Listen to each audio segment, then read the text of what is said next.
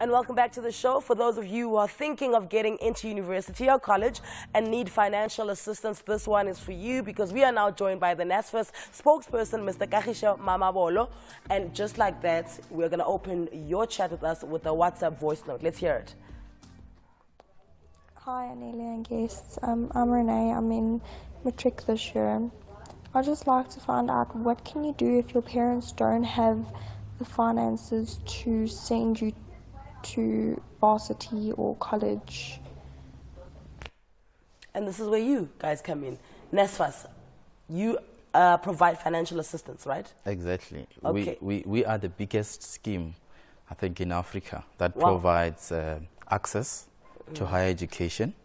That is for universities and TVET colleges. So in South Africa, we provide students with financial assistance for registration, for tuition, for food, for accommodation, for transport, and it's in terms of loans at universities. And at TVET colleges, it's 100% bursaries. And we target specifically those that cannot afford to pay for their tertiary qualification. So it's indeed our existence to ensure that students that cannot afford are assisted. Like I said, we're a scheme of government. We've got a budget of about 17 billion this year, taking to tertiary more than 480,000 students only for this year. Now, you said loans at one part, and then you said bursaries at another one. That's correct. What's the difference? The difference is that a loan is an amount that you will repay as soon as you start working. And repayment terms are just structured differently. For example, when you go to varsity, we give you a loan for your first year.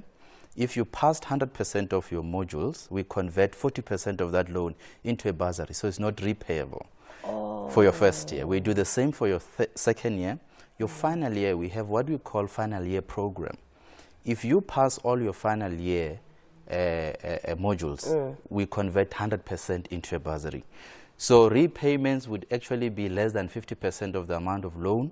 Depending on how you perform. Yes, exactly. So you'll have to do your part as well. Yeah. And also you start paying only when you are employed and you earn a salary of 30,000 rand per annum. And up until then, I don't have to pay you back. You don't have to pay us back. How do you know how much I'm getting paid? Taxman. Okay, so Yes. you guys deal with SARS. Yes. So SARS will tell you, Exactly. So as soon as you start contributing tax, then SARS will then disclose that information that you are employed and you earn this much, and then we'll be able to contact you and start to make necessary repayments. Whereas the bursaries are only at TVET colleges, not only rather. At where colleges? TVET colleges. Which means what? Like your former FET colleges. Okay. Yeah. Okay. These are for technical training. So TVET colleges, that's where your scarce and critical skills are. For example, if you want to be an artisan, if you want to do plumbing and all those kind of things. South Africa's human resource development strategy says you need to encourage young people to do those jobs. So this is why they get 100% per So government said, if you go there, you'll get 100%. But also, remember there was an issue of stampede a couple of years ago. We've got like graduates who says, matriculants who says, I want to go to varsity, but they don't know what they want to study. But the reality today is that South Africa needs more graduates from the college sector. Than they do from varsity. Exactly. So how do you guys pick who's going to get the loans from NSFAS? Look, our threshold is about 120,000 per annum, which is if your income per home, both of parents combined, is below 120, then we will give you the funding. There's no single student, as I speak today, that was rejected who earns below that.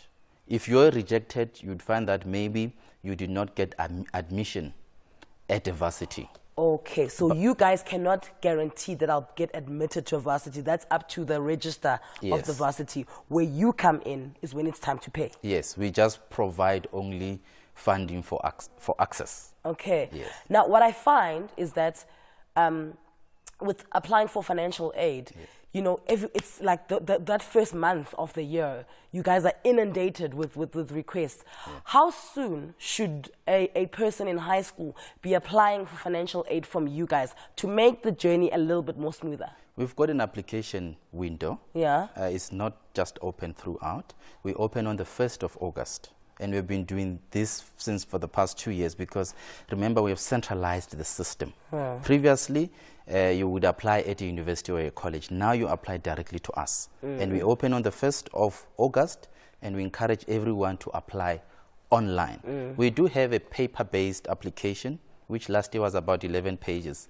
This year it's 3 pages. Sure, thank you. So it's a bit smaller. Yeah. But what we're trying to do is that if you can apply between August and November, we have enough time to validate the information you have given us, and then we just wait for matric results. Once they are out, we'll get the result directly from the department, and only those who don't have NSFAS must apply for 2018. If you are currently on NSFAS, you don't have to apply. If you have received NSFAS last year and this year you are continuing, you don't have to apply. It's only those that don't have NSFAS. But if you were rejected previously, you are encouraged to reapply again. So if I was rejected once, it doesn't mean that I've now been blacklisted from you guys. No, I can not still at come all. back You and can apply. still come back again and apply. So earlier you were naming the things that you guys give money for. So let's say I get a 100% NSFAS backing. Yes. So I get money for tuition. Yes. I get accommodation. Yes. So even if the accommodation is not inside res, I can get, say, like a commune or a flat that you guys pay for. Yes, this is how we work. Yeah. We first advance a payment to all the universities, about 26 and 50 colleges. We say all our students that qualify for our funding, register them for free without them paying registration. We will then pay that money later. And why we do this? Because once a student is registered, there's information that we require, like the number of modules, how much they cost, whether you stay on res or off res. All those things, they come together to us, and that's when we generate what we call the loan agreement form. It has an amount. So if you are staying on res, then we'll pay that money of accommodation to the university. But if you stay off campus, private accommodation, it has to be a private accommodation. That is accredited by NSFAS? No, not by NSFAS, by the institution. By the varsity? Yes. Okay. Yes. All right, all right. And could I ever lose my NSFAS loan or bursary? Yes, you can. How? If you don't pass more than 50% of your modules, we withdraw the funding. If you don't sign your agreement form within 30 days when we send you the link to sign, because you can sign online. And the problem is if you don't, if you change your contact number and we try to contact you, can't get hold of you, then it means you cannot validate that you still exist and you need the funding. And what I always find to be a concern, and especially during the whole, it was my concern with fees must fall and all of that, was, you know, even if you do have a bursary, there's just certain things that you need that don't have anything to do with your education, like roll-on.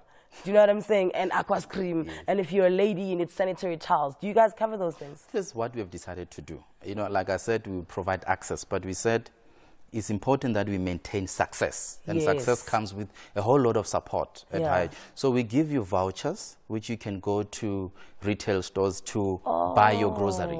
So you can buy anything that you want, and they come with a limit per day and so forth. And you use your cell phone to pay for that. And the reason we give vouchers is because you don't use cash to buy things that are not necessarily academic. Yeah, because I can see our students there at the bottle store. with the money from... There are quite a lot of those. I know, from NSFAS. Okay, so basically it's an all-rounded approach that you guys do. Yes.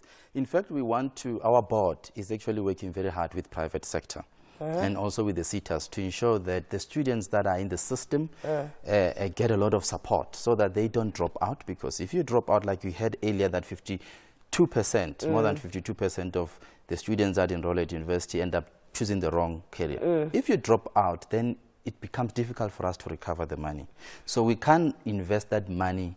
So you invested, but then you make sure that I am going to succeed because you want your money back. Yes, we want the money back. And that money, we use it to pay forward to help more students. This is amazing. How do we get hold of you? 08600 67327. You're going to have to say that again. 08600 67327. 627. Now you and I are getting messed up, so let me keep quiet and you say it. 08600 67327. And that number, I'll be prompted properly and I'll be a step closer to getting financial aid. Exactly. If you can't get through that number, go to my NSFAS, which is our Twitter handle. Send us a direct message or send us a message, we'll call you back, or go to our website as well, where you can leave us your details, or Facebook, we will be able to get back to you. My guy, thank you so much. I think you have put a lot of parents at rest today. Thanks so much, Kagisho, for coming through. I hope those of you at home who you are watching and you are taking notes, remember to enter our weekly competition where you stand a chance to win yourself a 5,000 Rands e-gift voucher. We will be right back.